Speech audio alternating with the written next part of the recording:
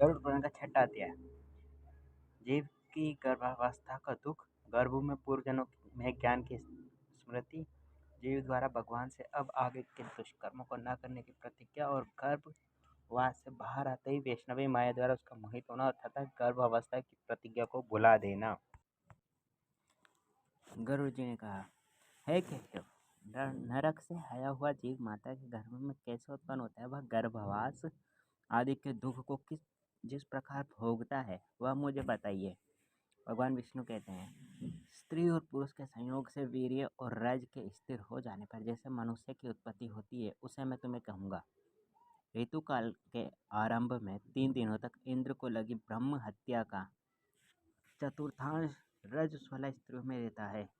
उस ऋतुकाल के मध्य में किए गए गर्भाधान के फलस्वरूप पापात्माओं के देह की उत्पत्ति होती है। रजस्वला स्त्री प्रथम दिन चांडाली, दूसरे दिन ब्रह्मगातिनी और तीसरे दिन रज की कहलाती है, यानी धोबिन कहलाती है। तदनुसार उनमें स्पर्श दोष रहता है। नरक से आए हुए प्राणियों की यही 3 माताएं होती हैं। देव की प्रेरणा से कर्मानुरोधी शरीर प्राप्त करने के लिए प्राणी पुरुष के वीर्य कण का आश्रय लेकर स्त्री के उदर में प्रविष्ट होता है। एक रात्रि में वह शुक्राणु काल के रूप में, 5 रात्रि में बुद्बुद के रूप में और 10 दिन में बेर के समान तथा उसके पश्चात मांसपेशियों से युक्त अंडाकार हो जाता है। 1 मास में सिर, 2 मास में बाहु आदि शरीर के सभी अंग और तीसरे मास में नख, लोम, अस्थि, चर्म तथा लिंग बोधक छिद्र उत्पन्न होते हैं। चौथे मास में रस, रक्त, मांस, मेदा, अस्थि, मज्जा और शुक्र, ये 7 धातुएं होती है तथा 5वें मास यानी महीने में भूख और प्यास पैदा होती है।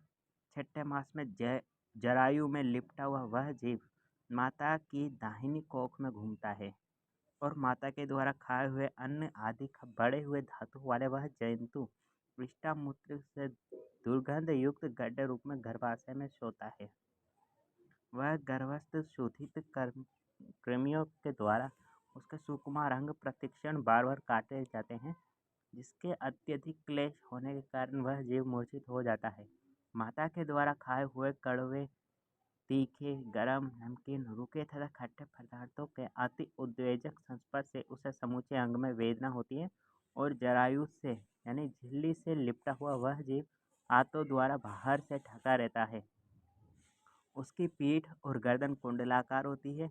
इस प्रकार अपने अंगों से चेष्टा करने में असमर्थ होकर वह जीव पिंजरे में स्थित पक्षी की भांति माता की कुक्षी में अपने सिर को दबाए हुए पड़ा रहता है। भगवान की कृपा से अपने सैकड़ों जन्मों के कर्मों का स्मरण करता हुआ वह गर्भस्थ जीव लंबी सांस लेता है। ऐसी स्थिति में भला उसे कौन सा सुख प्राप्त हो सकता है?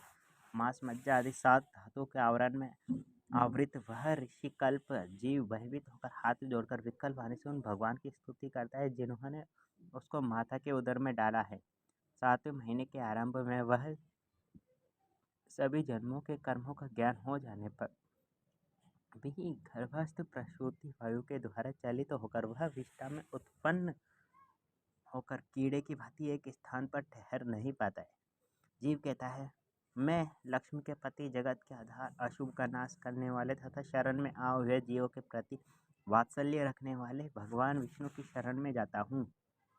हे नारद, आपकी माया से मोहित होकर मैं देह में अहंभाव तथा पुत्र और पत्नी आदि में ममत्व भाव के अभिमान से जन्म मरण के चक्कर में फंसा हूँ। मैंने अपने परिजनों के उद्देश्य से शुभ और अशुभ कर्म किए, किंतु अब मैं उन कर्मों के कारण अकेला जल रहा हूँ। उन कर्मों के फल भोगने वाले पुत्र कलात्र आदि अलग हो गए हैं। यदि इस गर्भ से निकलकर मैं बाहर आऊँ तो फिर आपके चरणों का स्मरण करूँगा और ऐसा उपाय करूँगा जिससे मुक्ति प्राप्त कर लूँ। विष्ठा और मूत्र के कुएं में गिरा हुआ तथा जठराग्नि से जलता हुआ वह यहाँ से बाहर निकलने की इच्छा करता हुआ मैं कब बाहर निकलूँगा? जिस दीनदयालु परमात्मा ने मुझे इस प्रकार ज्ञान दिया है, मैं उन्हीं की शरण ग्रहण करूँगा, जिससे मुझे पुनः संसार चक्र में न आना पड़े। अथवा मैं माता के गर्भगृह से कभी भी बाहर जाने की इच्छा नहीं करता, क्योंकि बाहर जाने पर पाप कर्मों से पुनः मेरी दुर्गति हो जाएगी। इसलिए यहाँ बहुत दुख की स्थिति में रहकर भी मैं खेद रहित होकर आपके चरणों का आश्रय लेकर संसार से अपना उद्धार कर लूँगा। इस प्रकार की बुद्धि वाले एवं स्तुति करते हुए 10 मास के ऋषिकल उस जीव को प्रसूति वायु प्रसव के लिए तुरंत नीचे की ओर धकेल देते हैं। प्रसूति मार्ग के द्वारा नीचे सिर करके सहसा गिराया गया वह आतुर जीव अत्यंत कठिनाई से बाहर निकलता है और उस समय वह श्वास नहीं ले पाता है तथा उसकी स्मृति भी नष्ट हो जाती है। पृथ्वी पर विष्ठा और मूत्र के बीच गिरा हुआ वह जीव मल में उत्पन्न कीड़े की भांति चेष्टा करता हुआ और विपरीत गति प्राप्त करके ज्ञान नष्ट हो जाने के कारण अत्यधिक रुदन करने लगता है। गर्भ में रुग्णावस्था में, शमशान भूमि में तथा पुराण के पारायण या श्रवण के समय जैसी बुद्धि होती है वह यदि स्थिर हो जाए तो कौन व्यक्ति सांसारिक बंधन से मुक्त नहीं हो सकता। कर्मभोग के अनंतर जीव जब गर्भ से बाहर आता है तब उसी समय वैष्णवी माया उसे पुरुष को मोहित कर देती है। उस समय माया के स्पर्श से वह जीव विवश होकर कुछ बोल नहीं पाता है, प्रत्युत शेषवादी अवस्थाओं में होने वाले दुखों को पराधीन की भांति भोगता है।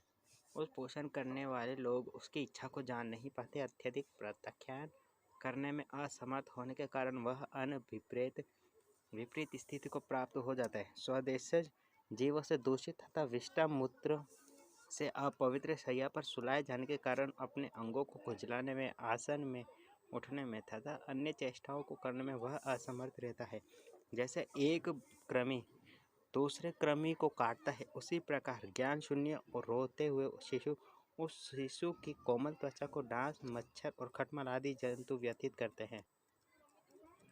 इस प्रकार शैशव अवस्था का दुख भोगकर वह पौगंडावस्था भी दुख ही भोगता है। तदनंतर युवावस्था प्राप्त होने पर आसुरी संपत्ति को प्राप्त होता है।